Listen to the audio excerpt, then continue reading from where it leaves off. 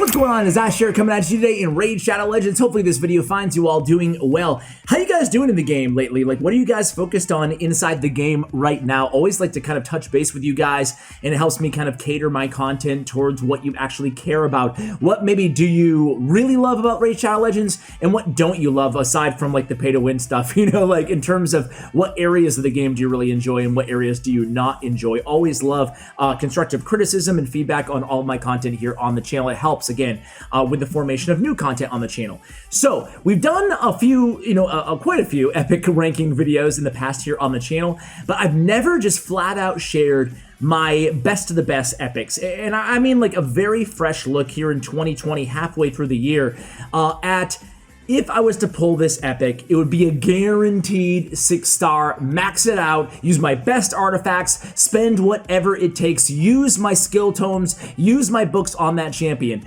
use my masteries, everything. You know, really push all of your chips in the center into the pot on these champions. So let's go ahead and start with, I'm not gonna go into my own collection here because I actually don't have a few of these champions. I wish I did have them all because they're all great. I want to start with one of the more recent additions to this list, guys, in Sand-Lashed Survivor.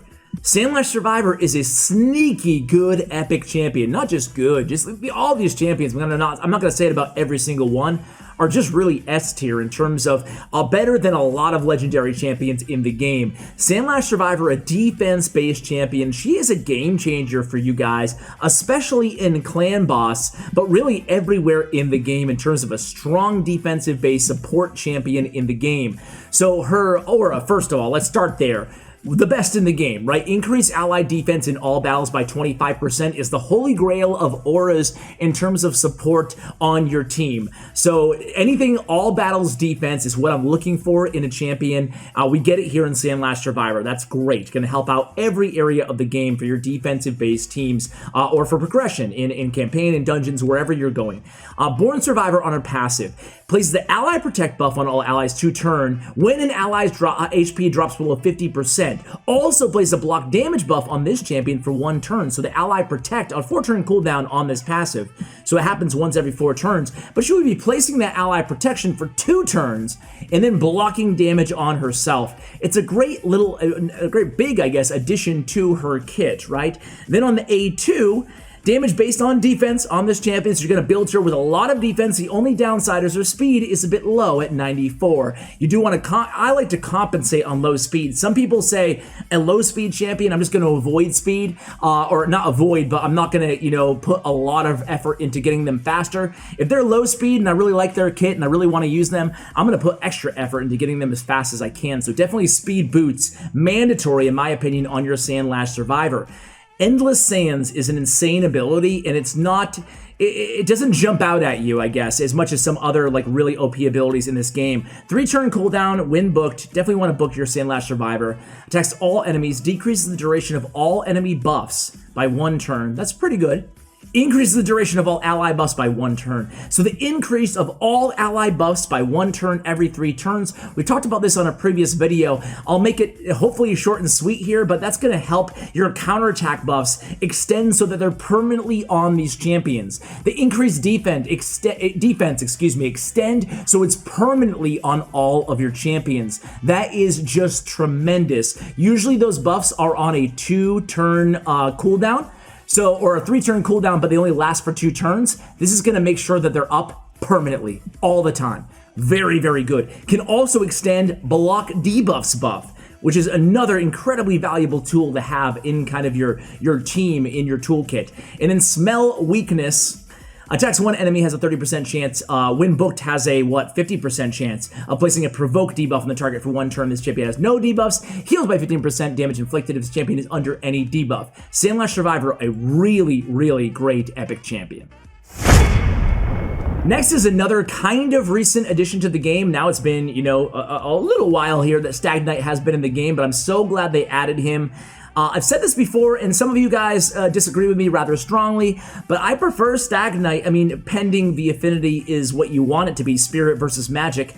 I prefer Stag Night everywhere except for Clan Boss over Tyrell, who was previously the godlike OP best champion in the game for epic category. Just my opinion, but I like Stag Night a little bit better. His kit is super simple. He has this extra accuracy for each time a debuff is resisted, kind of whatever there on Lead the Pack, but Huntmaster attacks all enemies, has a 95% chance when booked of placing a 60% decreased defense and 50% decreased attack debuff for 2 turns, man.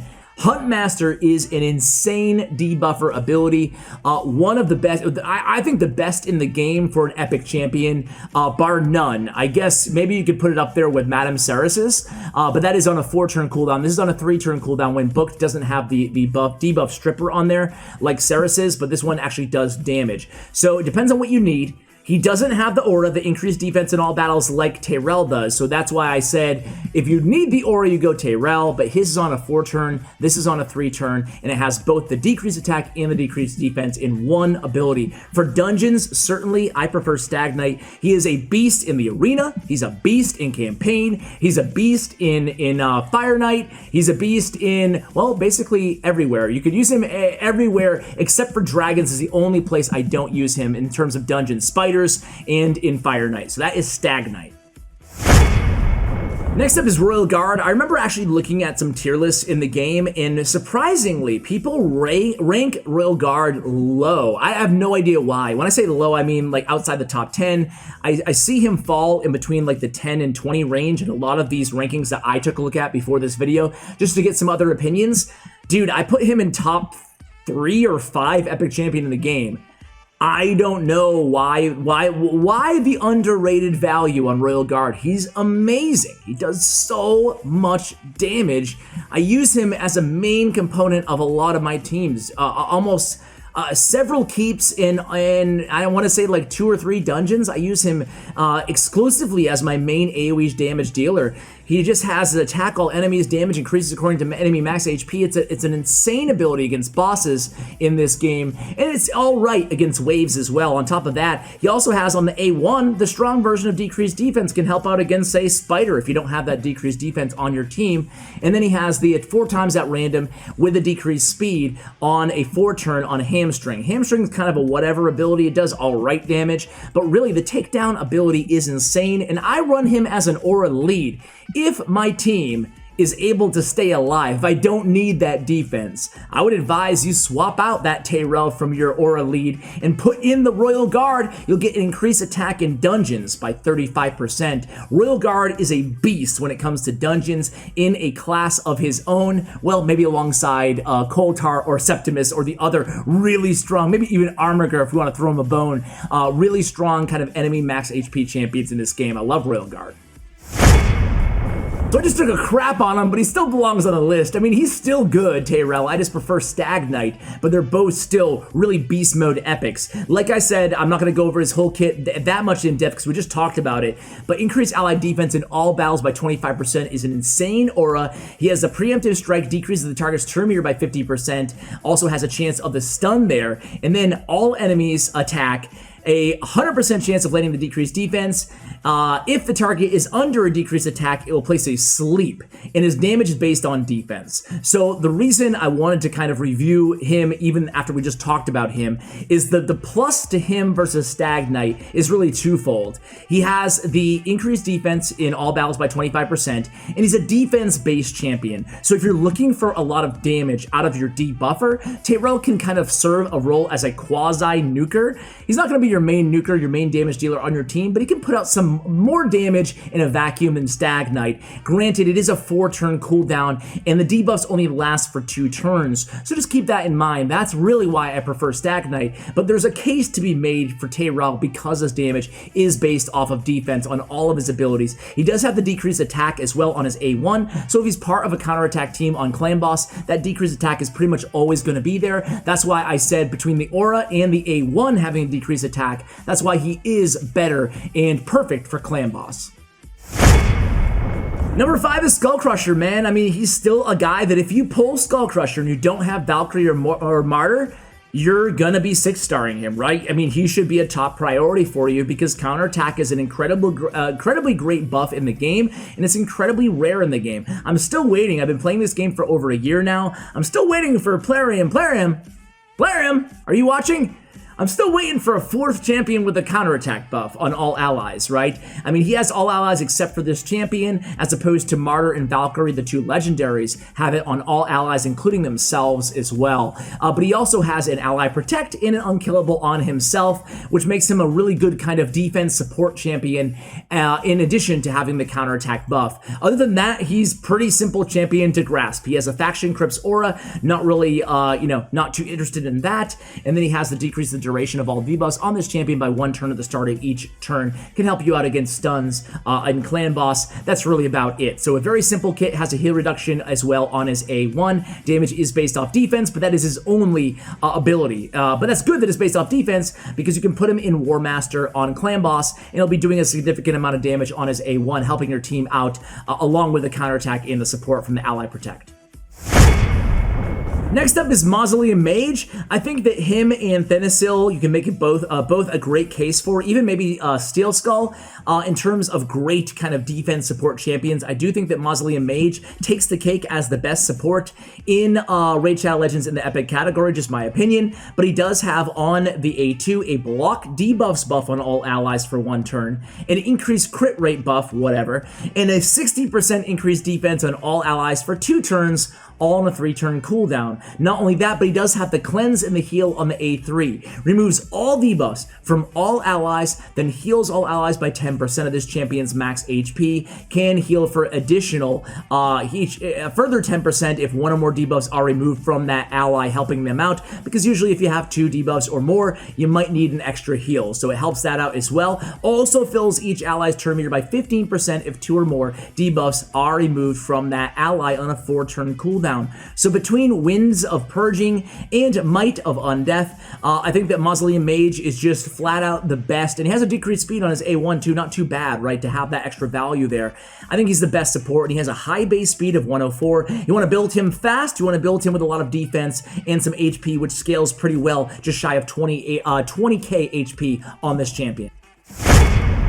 We talked about it before, but next up is Madame Ceres or Madame Cerise, depending on how you enunciate it. 100 base speed, 1167 base defense, 20k just shy HP, solid stats around the board, but she has probably the most insane kit next to Misscreated Monster inside the game, and they came out both last Halloween, I believe.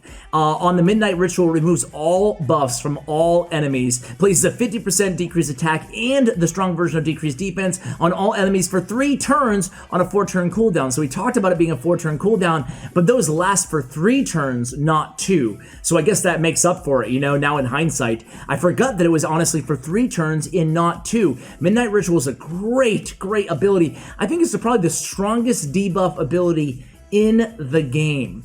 I would put it right there with even, Dracomorphs, weaken and decrease defense, because you have the decreased attack and the decreased defense with all the buffs being removed. Midnight Ritual is insane, guys. Trick or Treat attacks all enemies, has a 50% chance when booked on a 3-turn cooldown of stealing 1 random buff, plays a block debuffs buff on allies for 2 turns if the buff is stolen, and then plays a true fear debuff for 1 turn on enemies who have buffs stolen.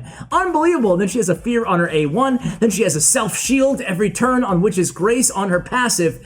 She's an incredible champion. I use her exclusively in the arena, but you want to have obviously high accuracy. You want to have a level of defense on her and a lot of speed on Madame Ceres, and you will be very happy. I have her in immunity gear. It's a smart decision as you scale into gold and maybe even into platinum in the arena.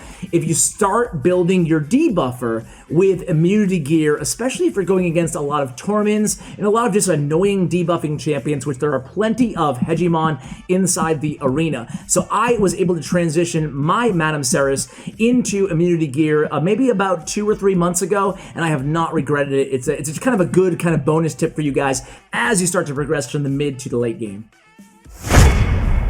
Next up is Seraph Sentinel. I do not have her. Still, I don't have this champion, but she is a beast. She's one of the new additions to this list. One of the other reasons that we're doing this list, because there are some new champions that we haven't really talked that much about on the channel. Increase allied defense in all battles by 25%. We already talked about that, why it's so valuable in this game.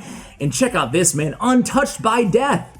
50% chance when booked of completely blocking incoming damage when an ally is attacked. Occurs once per turn. So we talked about this in the past here, but if there is an AoE attack and it hits all of the champions, it's not going to prevent all the damage, only to one champion once per turn though. It's really valuable passive to have on the champion. And then has the increased defense and the block debuffs on all allies for 2 turns on a 4-turn cooldown. It's really solid ability here. The increased defense and the block debuffs for 2 turns is rare to see in this game. Usually it's only 1 turn for the block debuffs, and you pair her with a champion like Lash Survivor, and you're bumping the block debuffs and the increased defense to 3 turns. So they're a nice kind of pairing to have together on your team. You want to build her. She already has a nice strong base defense. You want to build it high, and then of course you want to put speed boots on her to capitalize on her speed and keep her going faster, hopefully, than the majority of the rest of your team, especially your squishier champions on your team. She also has a decreased attack, the most important debuff for clan boss as you scale into later rounds on the A1, which is just perfect for a clan boss champion. She is an S tier clan boss champion for sure. Next up, we have Misscreated Monster, the guy from my intro, guys. This guy, I mean, we've talked about him a lot here on the channel, so I'm going to go through his kit really quickly. Then I want to give a bunch of honorable mentions, kind of move through every faction really quickly. Increase ally HP in arena battles by 33%. Not something that we use a lot here. Place a fear debuff on the attacker for 1 turn whenever an ally is attacked while under ally protect, which is on his A3. Places an ally protect buff on all allies except this champion for 3 turns. Heals his champion by 50% of their max HP, and then places a continuous heal buff on this champion for 3 turns. So keep in mind, 3-turn ally protect, and whenever a champion is attacked under that ally protect, they get a fear.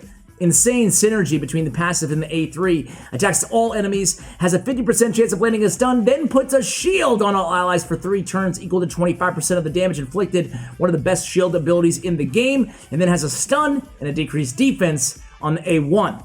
My god, right? He's insane, man. All right, so a bunch of, not even honorable mentions, just great champions. But the reason I don't include like a Skullcrusher, and I'm just gonna keep going down the list. I love Skullcrusher. I think she's amazing. I love Grizzled Jarl. I think that he is amazing. I do think that Rearguard Sergeant is good, but not on the same level maybe as Grizzled Jarl, just personally, and maybe a little bit better for Clan Boss. Let's see. Let's talk about some other ones. Skullcrusher is great, but you get to the point in the game where she's almost just another nuker, right? And, you know, I shouldn't say just another nuker. She has unkillable, she has ally speed in the arena. She has a lot that makes her probably belong on this list. She would be the 10th champion if I had to choose one. But I do believe she's easier to upgrade than some of the other champions that we talked about. Like some of these champions, they're very difficult. You need to pull one of the best legendaries to replace them, you know? And I do believe that Skullcrusher, you could get by just fine without, you know, building on a Skullcrusher. However, with that said, she's a beast, right? So there's a lot of solid champions in the Dark Elves, but none that I think deserve to be on this list or a case to be made. Same thing here, you know, Gorgorab and Seeker and a bunch of these champions are really, really solid. On Demon Spawn, Allure is one of the best controls in the game. You have some kind of niche and fun champions like Umbral Enchantress as well here.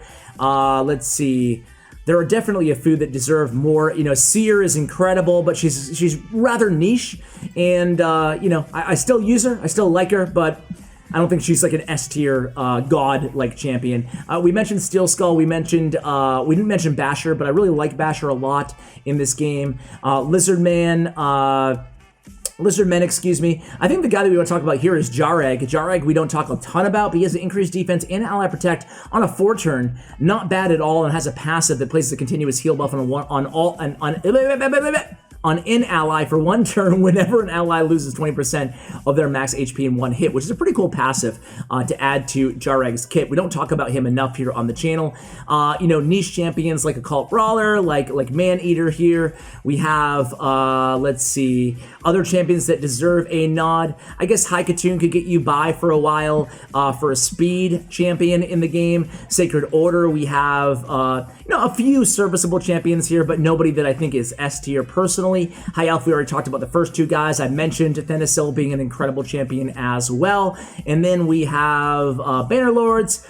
Anybody else that I didn't mention here? Not really in terms of, again, S tier, in my opinion at least. Let me know who you think I left off this list. What champion that you could pull would you automatically just 6-star? Who is on your epic wish list? That's what I want to know from you guys. Thank you for watching all the way till the end, and as always, take care, guys.